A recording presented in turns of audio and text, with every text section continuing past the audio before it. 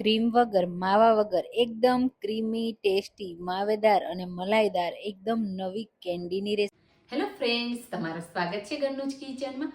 આજે આપણે બનાવીશું મલાઈ ગુલ્ફી. આ રીતે જો બનાવી લેશો ને તો વારંવાર તમે આ જ રીતે બનાવશો. બજારના આઈસ્ક્રીમ ભૂલાઈ જશે, બજારની કેન્ડી પણ ભૂલાઈ જશે અને બજારના તમે આ રીતના માવા મલાઈ ક્રીમ વાળા આઈસ્ક્રીમ ખાતા હોય ને તો એ પણ ભૂલી જશો. ઘરે જ એકદમ હેલ્ધી રીતે બનાવીશું તો કોઈ પણ બજારની ક્રીમ વગર, માવા વગર એકદમ ટેસ્ટી, ક્રીમી, માવાદાર અને મલાઈદાર આપણે કેન્ડી બનાવીશું. તો ચાલો રેસીપી બનાવવાનું શરૂ કરીએ. એના માટે સૌથી પહેલા આપણે એક સ્પેશિયલ પાવડર તૈયાર કરીશું જે હેલ્થ માટે ખૂબ જ હેલ્ધી હોય છે. તો સૌથી પહેલા 1/4 કપ બદામ અને 1/4 કપ કાજુ એડ કરીશું, સાથે 1 કપ ખાંડ એડ કરી દેશું. તો અહીંયા તમે સાકર પણ લઈ શકો વધારે હેલ્ધી બનાવવા માટે. અને ફ્લેવર માટે મેં 1 એલચી એડ કરી છે. તમને જો વધારે ફ્લેવર પસંદ હોય ને તો 1 થી 2, 2 થી 3 વધારે એ રીતે તમે એડ કરી શકો છો. આ રીતનો એકદમ ફાઇન પાવડર તૈયાર કરી લેવાનો છે. હવે આ પાવડરને સાઈડમાં મૂકી દેશું. ત્યાં સુધીમાં એકદમ ક્રીમી અને ટેસ્ટી મલાઈદાર કેન્ડી બનાવવા માટે મેં અહીંયા આ રીતની મલાઈવાળું દૂધ લીધું છે. તમારી પાસે ફૂલ ફેટ દૂધ હોય ને તો તમે ડાયરેક્ટ લઈ શકો છો. મેં આ રીતે ગરમ કરીને રાખ્યું હતું ને ફ્રીજમાં, તો આ રીતે મલાઈ જામી ગઈ છે. તો બસ હવે એ મલાઈથી જ આપણે આઈસ્ક્રીમને એકદમ ક્રીમી ટેસ્ટ આપવાનો છે અને ક્રીમી બનાવવાનું છે. તો કોઈ બજારની તમારે ક્રીમ લાવવાની જરૂર નથી. બજારની ક્રીમ છે ને એમાં ફેટ બહુ હોય છે, કોલેસ્ટ્રોલનું પ્રમાણ પણ બહુ હોય છે. તો ખાસ કરીને એ બહુ યુઝ ન કરવી જોઈએ અને એનો ઉપયોગ આપણે ઘરે ના કરવો જોઈએ. તો હેલ્થ માટે કયું સારું અને કયું બેસ્ટ ને એના માટે આપણે ઘરનું દૂધ જ બેસ્ટ છે.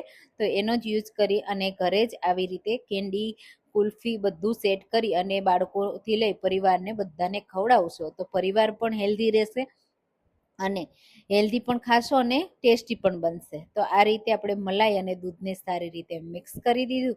હવે દૂધને સરસ એવું આપણે ગરમ કરવાનું છે. તો ગેસની મીડિયમ ફ્લેમ ઉપર આ રીતે ચલાવતા રહેશું ને એટલે સરસ એવું દૂધ છે ને એ ગરમ પણ થશે, મલાઈ છે ને એ મેલ્ટ પણ થઈ જશે અને એકદમ ઘાટું દૂધ તૈયાર થશે. તો તમે ઉનાળાની ગરમીઓમાં કયા કયા આઈસ્ક્રીમ બનાવો છો મને કમેન્ટમાં જરૂરથી કહેજો, કે બજારના લાવો છો એ પણ મને કહેજો. અને મારી રેસીપી તમે કઈ સિટીમાંથી જુઓ છો એ પણ મને જરૂરથી કહેજો. તો અહીંયા તમે જુઓ હવે થોડી વાર પછી દૂધ આ રીતે સરસ એવું ગરમ થવા લાગ્યું છે. જો આ આઈસ્ક્રીમને તમારે હજી વધારે હેલ્ધી બનાવવું હોય ને તો તમારે ઠંડુ કર્યા પછી એમાં ગોળનો પાવડર એડ કરી દેવાનો, તો એકદમ હેલ્ધી થશે. અને અહીંયા મેં ખાંડમાં બનાવ્યું છે. તો બાળકોને ખાંડવાળું પસંદ હોય અને એનો ટેસ્ટ સારો લાગતો હોય તો બજાર જેવો ટેસ્ટ આપવા માટે મેં ખાંડનો યુઝ કર્યો છે. હવે આ મલાઈવાળું દૂધ હોવાથી આ રીતે સાઈડમાં થોડું મલાઈ છે ને એ જામશે એટલે વચ્ચે વચ્ચે તમારે સાઈડમાંથી સ્ક્રેપ કરતું જવાનું અને દૂધને સારી રીતે ગરમ કરી લેવાનું. હવે અહીંયા દૂધને પકવતા પકવતા આપણું દૂધ છે ને અડધું આ રીતે બળી જાય ને, એટલે કે અડધું થઈ જાય ને ખાટું અને મલાઈદાર, ત્યાં સુધી આપણે એને કૂક કરવાનું છે. અહીંયા તમે જુઓ 3 થી 4 મિનિટ થઈને તો દૂધ છે ને આ રીતે થોડું ઓછું થઈ ગયું પેનમાં અને ઘાટું પણ થઈ ગયું. તમે આ રીતે ચમચામાં જુઓ તો તમે જુઓ ચમચાની સાઈડમાં આ રીતે સરસ મલાઈ જેવું દેખાય છે. તો બસ હવે આ સમયે આપણે જે પાવડર તૈયાર કરીને રાખ્યો છે ને તે એડ કરી દેશું.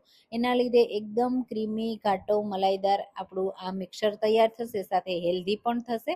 અને એકવાર જો આ કેન્ડીની રેસીપી તમે ઘરે બનાવી લીધી ને તો બાકીની બધી 100% ગેરંટીથી ભૂલી જ જશો, એટલી ટેસ્ટી બને છે. તો હવે આપણે આ રીતે મિક્સ કરી દેશું અને હવે 2 થી 3 મિનિટ ચલાવતા રહેશું એટલે સરસ એવું ઘાટું થવા લાગશે અને ક્રીમી પણ તૈયાર થશે. તો બજારના તમારે કોઈ પણ માવા, ક્રીમ કે મિલ્ક પાવડર એડ કરવાની જરૂર નથી. અહીંયા હવે આ દૂધને છે ને સતત આપણે ચલાવવાનું છે, કારણ કે જો તમે એને સાઈડમાં એમ જ ગરમ થવા દેશો ને અથવા તો કૂક કરશો ને તો નીચે બેસવાના ચાન્સીસ રહેશે. એટલે ખાસ તમારે સતત આ રીતે ચલાવતા રહી અને આ રીતે કૂક કરવાનું. તો અહીંયા 3 થી 4 મિનિટ થઈને તો તમે જુઓ એકદમ સરસ માવાદાર અને આ ઘાટું મલાઈદાર દૂધ આપણું તૈયાર થઈ ગયું. તો હવે કેન્ડી સેટ કરવા માટે એકદમ પરફેક્ટ થઈ ગયું છે. તો વધારે કૂક કરવાની જરૂર પણ નથી. અને આ કેન્ડીમાં બરફ પણ નહીં થાય અને તમે સાદા ફ્રીઝમાં પણ મૂકશો ને તો પણ એકદમ ક્રીમી ટેસ્ટી તૈયાર થશે. તો બસ હવે હું આ દૂધને વધારે કૂક નહીં કરું.